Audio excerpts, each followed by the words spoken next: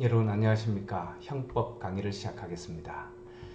자, 오늘은 체포와 감금의 죄부터 하겠습니다. 체포 감금이라고 하는 건 신체의 자유를 뺏는 거죠. 자, 체포 그러면 사람의 몸을 직접적으로 구속해서 움직이지 못하게 하는 것, 그것을 말하고요. 감금이라고 하면 일정한 한정된 장소에서 밖으로 나가지 못하게 하는 걸 감금이다, 이렇게 얘기를 합니다. 자, 이 체포와 감금의 죄, 그 법적 성격은 계속범, 이렇게 얘기를 합니다. 계속범이라고 하는 건 뭐죠? 일정한 시간이 흘러야지만 기수가 되는 범죄를 우리는 계속범 그럽니다. 범죄 행위가 일정한 시간이 경과되어야지만 기수가 되는 범죄입니다. 그러니까 범죄 행위가 일정한 시간이 지나지 않고 그 중간에서 그만두게 되면 미수가 되는 거죠. 감금죄 같은 경우 사람을 차에 태워서 감금시키려고 차에 태우고 가는데 옆에 사람들이 막 말리고 방해를 해서 그 차가 30초, 1분, 2분 이렇게 가다가 결국 가지 못하고 서서 그 피해자가 내렸다. 그러면 그거는 미수가 되는 겁니다. 그 일정 시간이 얼마냐 하는 건 이례적으로 딱 얘기하기는 어렵죠. 그때 시간, 장소, 피해자와 가해자의 관계, 주위 사람들이 있는지 없는지 이런 등등에 따라서 사회 통념상 결정을 해야 되지만 어쨌든 우리가 감금이다, 체포다 하는 행위가 일정 시간이 흘러야지만 기수가 되는 그런 범죄로서 대표적인 계속범에 해당이 됩니다. 자, 체포와 감금죄의 보호법익은 사람의 신체의 자유죠. 우리 헌법에도 나와 있는 것처럼 사람은 자신의 몸을 자신이 마음껏 움직일 수 있어야 합니다. 이것이 이제 천부 인권이죠. 하늘에서부터 내려온 그런 그 자유이기 때문에 그것들을 누릴 수 있어야 되는데 그 자유를 구속하는 거죠. 그래서 범죄가 성립되는 겁니다. 자, 행위의 객체는 사실은 여러 종류가 있을 수 있죠. 우리가 아주 살아서 젊고 해서 자신의 신체의 자유를 아주 마음껏 누리는 그런 경우가 있는가 하면 좀 어린애라든지 또는 나이가 들어서 몸을 잘 움직이지 못하는 경우가 있을 수도 있고 또 장애인인 경우가 있을 수 있고 또 술이 취해서 지금 만취되어서 쓰러져 자는 사람도 있고 지금 잠자고 있는 사람도 있고 또 영아 이런 아기들도 있고 여러 명이 있습니다. 자, 이런 경우 중에서 이 체포와 감금은 모든 사람에게 해당되냐, 그 어느 정도 이전의 자유를 가진 그런 사람들에게만 인정이 되냐, 뭐 이런 학설의 대립이 있는데 여기서는 대체로 잠재적 이전의 자유를 가지고 있으면 모두 체포감금의 죄에 해당이 될 수 있다, 이렇게 봅니다. 그러니까 정신병자, 술 취한 명정자, 수면자, 불구자 이런 사람들도 방에 가둬놓고 밖에서 못질을 해서 못 나오게 하면 그 사람이 알든 모르든 상관없이 일정 시간이 지나면 기수가 된다, 이런 거죠. 또 경우에 따라서는 영아, 태어나서 지금 보름밖에 안 됐다, 전혀 잠만 자는 아이, 이런 애도 포함이 되느냐 하는 데서는 또 학설이 나뉘는데 어쨌든 이런 사람들도 잠재적으로는 장소의 이전의 자유를 갖기 때문에 일단 포함되는 것으로 봅니다. 그리고 이런 사람들에 대한 보호자가 있어서 보호자가 이런 사람들을 옮길 수 있는 자유도 있기 때문에 어쨌든 체포감금을 하면 피해자가 될 수 있다, 이렇게 보는 게 현재의 다수입니다. 그래서 그 사람들이 내가 지금 감금당하고 있다 하는 걸 인식할 필요가 있냐? 없다 하는 것이 현재의 다수설입니다. 자, 그 문제는 뒤에 기수에 들어가서 다시 한번 논의를 합니다. 자, 행위는 체포와 감금이 좀 다릅니다. 체포는 사람의 신체에 대해서 직접적이고 현실적인 구속을 가하는 겁니다. 자, 우리 대표적인 것이 멱살을 잡는다든지 아니면 끈으로 사람의 몸을 칭칭 감아서 움직이지 못하게 하는 것, 이것이 대표적인 체포행위죠. 그 다음 무형적으로도 가능합니다. 예를 들어 여기 지금 얘기한 것처럼 움직이면 죽인다 하는 협박을 통해서 무서워서 움직이지 못하게 하면 협박죄도 성립되지만 체포죄도 성립될 수 있는 거죠. 그리고 여기 지금 나와 있는 것처럼 전체적으로는 조금 움직일 수 있다 하더라도 체포죄가 성립될 수 있는 경우가 있습니다. 예컨대 몸을 칭칭 감아서 그 끈의 길이가 막 10m 됩니다. 그 가해자는 나무 밑에 앉아서 너 움직이려면 움직여봐라. 그러고 반경 10m 내에서 왔다 갔다 하게 하더라도 어쨌든 그 몸에 직접적이고 현실적인 구속을 가해서 신체의 자유를 뺏은 거죠. 그런 경우에는 체포죄가 성립이 됩니다. 자, 감금죄 같은 경우는 일정한 장소 밖으로 나가지 못하게 하는 겁니다. 그러니까 일정한 장소에 들어오지 못하게 하는 건 포함되지 않고요. 일정한 장소 밖으로 못 나가게 하는 게 감금죄입니다. 룸메이트가 둘이서 뭐 다투어서 그 룸메이트가 방 안에 있는 걸 밖에서 못질러서 못 나오겠습니다. 그럼 감금죄가 성립되는 거죠. 그런데 룸메이트가 방 안에서 문을 잠궈버리고 들어가려고 하니까 방 안에 들어오지 못한다. 뭐 이렇게 해서 들어오지 못하게 하는 거. 이걸 우리는 감금죄라 그러진 않습니다. 따라서 일정한 한정된 장소에서 밖으로 나가지 못하게 하는 행위, 이걸 우리는 감금죄 이렇게 얘기합니다. 자, 부작위로도 가능하고요. 무형적인 방법으로도 가능합니다. 자, 그리고 탈출이 이론적으로는 가능하다 하더라도 신체 위험을 무릅쓰지 않으면 탈출할 수 없는 경우는 감금죄가 성립이 됩니다. 예컨대 3층 강의실 같은 데서 밖에서 문을 잠그고 창문은 열려 있습니다. 너 나가려면 그 창문 통해서 나가려면 나가라. 말 이렇게 하더라도 우리 3층 강의실에서 신체 위험을 무릅쓰지 않으면 밖으로 나갈 수가 없지 않습니까? 그러면 그거는 감금죄가 성립이 되는 겁니다. 자, 이렇듯이 물리적으로 반드시 꽁꽁 쌓여 있고 뭐 문을 못 열고 그런 경우가 아니더라도 일정한 신체 위험을 감수하지 않으면 밖으로 나갈 수 없는 이런 경우도 감금죄에 해당이 됩니다. 옥상에 올라간 사람 사다리를 치운다든지 호수 한가운데서 배를 세워놓고 밖으로 못 나가게 한다든지 이런 것들 다 되겠죠. 자, 기수 시기, 체포감금의 기수 시기는 아까 처음 얘기한 것처럼 일정한 시간이 지나야지만 이 기수가 됩니다. 일정한 시간이 지나지 않으면 미수가 되는 거죠. 그런데 소설은 그 피해자의 인식 여부로 그 미수와 기수를 가리자 이런 학설도 있습니다. 그러니까 피해자가 그 안에 들어서 인식하지 못했다. 내가 감금되어 있는 걸 인식하지 못하면 미수, 인식하면 기수 이렇게 나누는 학설도 있지만 현재 다수설은 시간의 지속으로 나누고 있다 하는 거 알아두면 되겠습니다. 자, 위법성은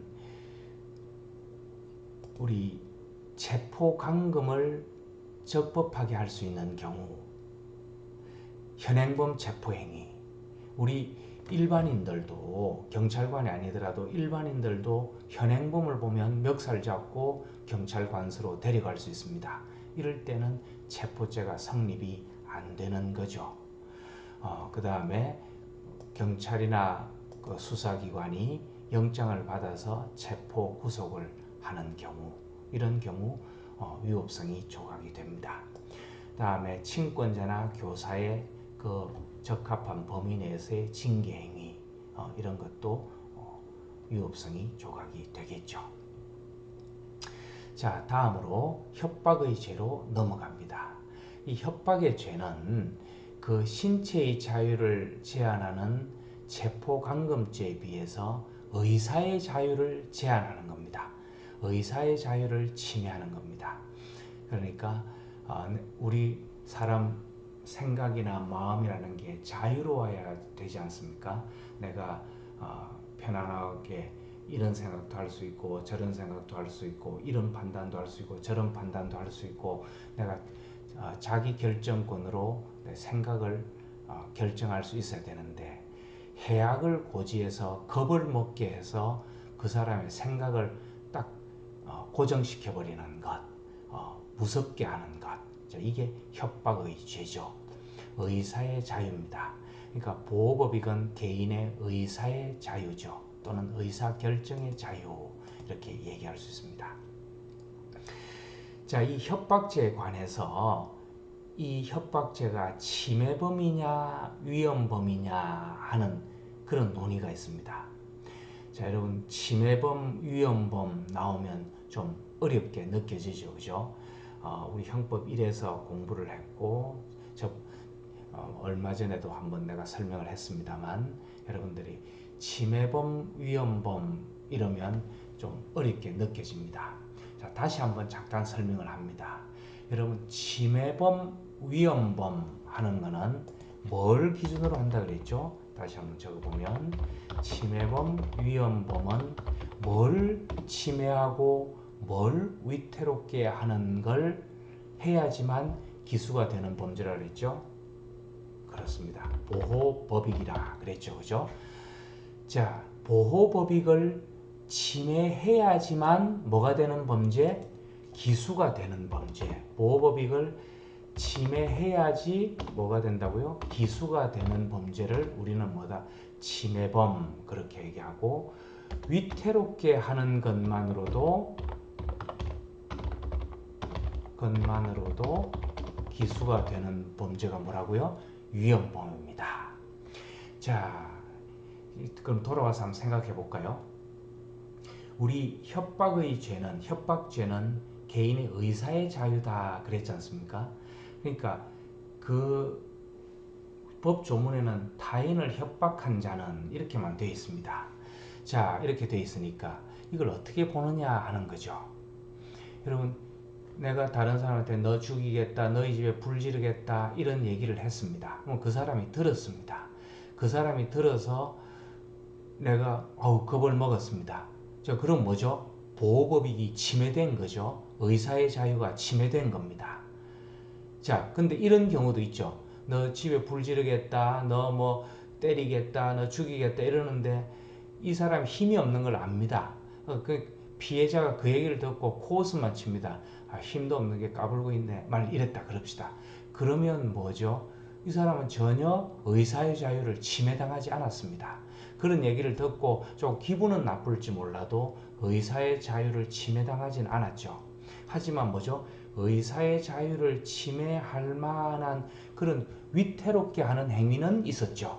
자, 이런 겁니다. 그래서 침해범으로 보면 협박죄를 침해범으로 보면 내가 너 죽이겠다 그러는데 전혀 겁을 먹지 않은 경우는 어떻습니까? 그 보호법익이 침해됐습니까? 안 됐습니까? 안 됐죠, 그죠? 안 됐으니까 미수에 그치는 거죠. 이런 경우도. 근데 위헌범으로 보면 어떻습니까? 그런 개인의 의사의 자유를 위태롭게 하는 행위를 하는 것만으로 벌써 기수가 되어버리는 거죠. 기수가 되어버립니다. 자, 그래서 이 협박죄를 또 다른 범죄도 마찬가지입니다. 유기죄도 그렇고 명예훼손죄도 그렇고 이제 여기 여러 범죄에서 이 학설의 대립이 있습니다. 대단히 중요한 학설의 그 대립이죠.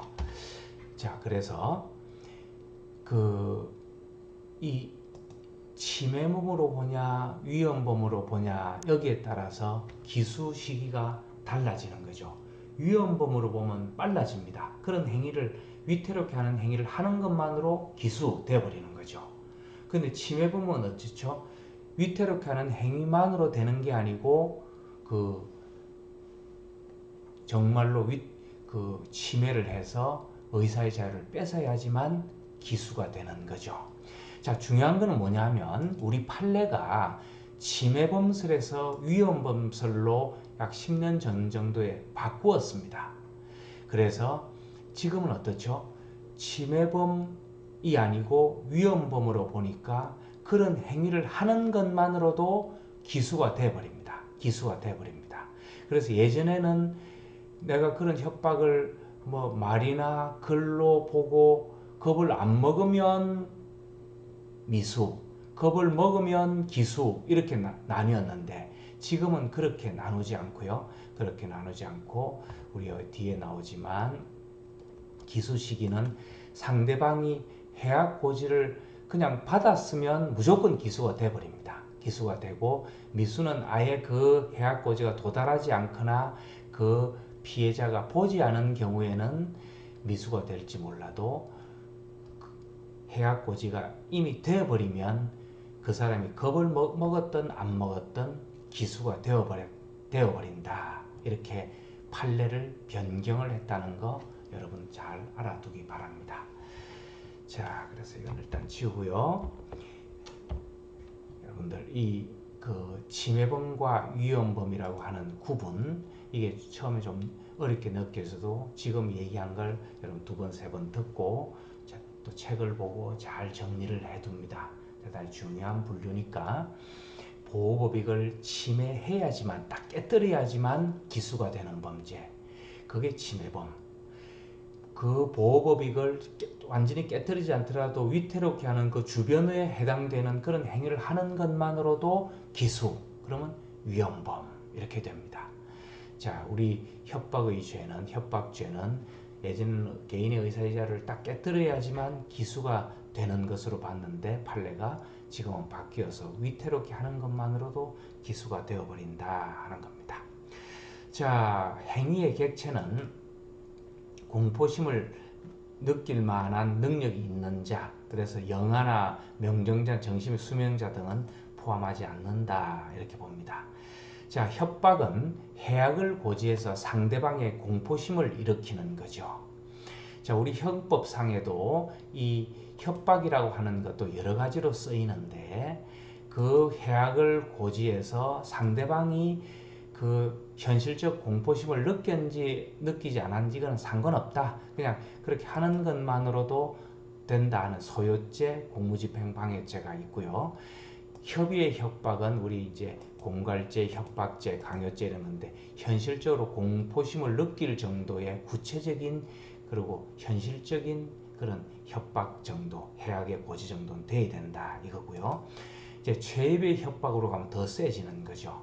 상대방의 반항을 불가능하게 하거나 현저히 곤란하게 할 정도. 강도죄, 강간죄에서의 협박입니다. 그러니까 이거는 뭐 안 하면 너 몇 대 때리겠다 이 정도가 아니고요.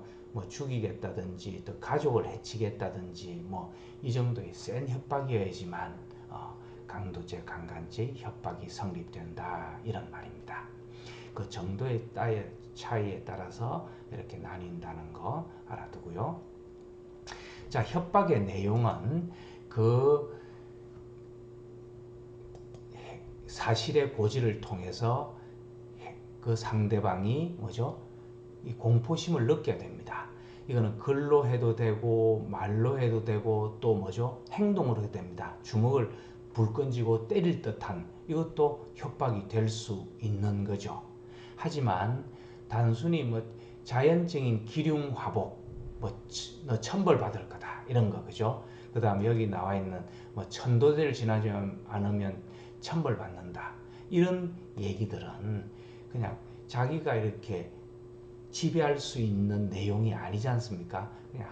그냥 그를 그 불행이 닥쳐올 거다 뭐 이런 어떤 기분 나쁜 얘기를 하는 거지 행위자가 주관해서 지배할 수 있는 그런 내용을 고지한 것이 아니기 때문에 이거는 협박에서의 해악의 고지가 아닌 겁니다. 하지만 그 행위자가 있지 않습니까? 그런 어떤 말이나 글이나 행동이나 이런 것들을 통해서 겁을 먹게 했으면 나중에 정말 그걸 실현할 생각이 없더라도 협박은 성립됩니다. 그러니까 너 죽이겠다는데 사실은 이 사람은 죽일 생각이 전혀 없습니다. 그래도 말로 죽이겠다 그러면 겁먹죠, 그죠? 그래서 이런 경우는 협박이 되는 겁니다. 또 현실적으로 발생할 가능성이 없어도 좋습니다. 내가 차로 너희 집 다 뭉개버리겠다 그러는데 이 사람은 차도 없고 아무것도 없습니다. 그래도 그럴 가능성이 있는 것만으로도 협박은 성립되는 거죠. 그러니까 실현할 의사라든지 현실적으로 발생할 가능성이 없는 경우에도 그 말하는 행위자가 그 행위를 지배할 수 있을 것처럼 보이기만 하면 됩니다. 그러면 겁을 먹지 않습니까? 그러면 협박은 성립된다. 그 해악의 내용은 뭐 생명, 자유, 명예, 재산, 정조, 업무, 신용 어떤 일체약을 다 포함합니다. 그러니까 그 사람에게 그 불이익이 주어지는 내용이면 모두 포함되는 것이다. 이런 것이고요. 꼭 자기가 하지 않더라도 제3자를 통해서 하겠다든지 또 그 피해자의 제3자에게 하겠다. 이런 것도 당연히 되는 거죠. 자, 해악고지의 방법은 언어든 문서든 명시든 묵시적이든 묵시적인 사람의 몸의 표현을 가지고 하는 거죠. 이런 것들도 다 해악의 고지에 해당이 됩니다. 자, 기수식은 아까 누누이 얘기했듯이 해악 고지를 받는 것만으로 기수가 되어버립니다. 따라서 겁먹지 않더라도 기수가 되는 거죠. 자, 주관적 구성요건 고의적 고의는 상대방의 해악을 고지해서 공포심을 일으키겠다 하는 그런 그 구성요건에 나와 있는 객관적 사실을 인식하고 의욕하는 거죠. 그래서 우리가 왜 싸움하다가 그냥 순간적으로 흥분해서 확 입을 뭐 이제 판례 나온 것처럼 찢어버릴라 수사 과정에서 너희들 목 잘라버리겠다 뭐 이런 등등 이런 것들은 협박의 의사가 없다. 해악을 내가 고지할 생각이 없는 거죠.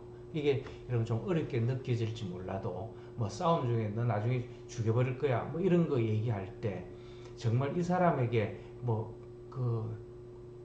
이 사실을 얘기해서 겁을 먹게 하겠다. 물론 그런 경우도 있지만 그냥 상투적으로 나오는 경우 그냥 욕에 가까운 거고 내가 이 사람 겁먹게 하겠다라고 하는 그런 어떤 그 고의 이게 없는 경우도 있을 수 있습니다. 그런 경우는 우리 판례가 협박죄에 해당되지 않는다 하는 거죠. 그러니까 내가 이 사실을 고지해서 해악을 고지해서 상대방이 겁먹고 공포심을 느끼게 하겠다 하는 의사를 분명히 가지고 있어야 되는 거죠. 자, 위법성에 관련해서는 제일 중요한 것이 자신의 권리 행사를 하는 과정에서 협박을 하는 경우입니다. 우리 여러분 왜 돈 빌리고 갚지 않는 사람, 채권자 입장에서는 상당히 답답하죠, 그죠? 그 갚으라 해도 돈 갚지 않고 차일피일 미루고 뭐 이런 사람들 있으니까 그 채권자 입장에서는 상당히 답답하고 뭐랄까요 열이 오르는 그죠 그런 어떤 상태가 되다 보면 상대방의 공포심을 유발하는 그런 언사도 하게 되죠. 너 검찰에 고발해 버리겠다. 너 사기죄로 고소해 버리겠다. 뭐 이런 얘기들 하지 않습니까? 자, 이런 경우에도 협박죄가 성립되냐 이런 말입니다. 물론 차분하게 정말 이런 법적인 조치가 있을 수 있으니까 언제까지 갚지 않으면 나는 이런 법적 조치를 취하겠다. 뭐 그런 건 당연히 협박죄가 아니죠. 협박죄가 아닌데 그 좀 도가 지나친 거. 내 친구 중에서 뭐 주먹 쓰는 누구가 있는데 그 사람 통해서 그 심부름 센터를 통해서 너 받아내게 하겠다. 뭐 이 정도는 좀 애매하죠, 그죠? 뭐 심부름센터라고 하는 것도 적법한 그런 기관이 요즘은 있지 않습니까? 그런 것들을 통해서 하는 거. 좀 더 나가면 내 주먹 쓰는 그런 뭐 이렇게 우리 조폭이라 그러나요? 이런 사람이 있으니까 그런 애를 통해서 하겠다든지 이제 이게 도가 지나치고 본래 채권 확보보다는 뭐죠? 이 겁주는데 더 치중한 그런 경우가 있죠.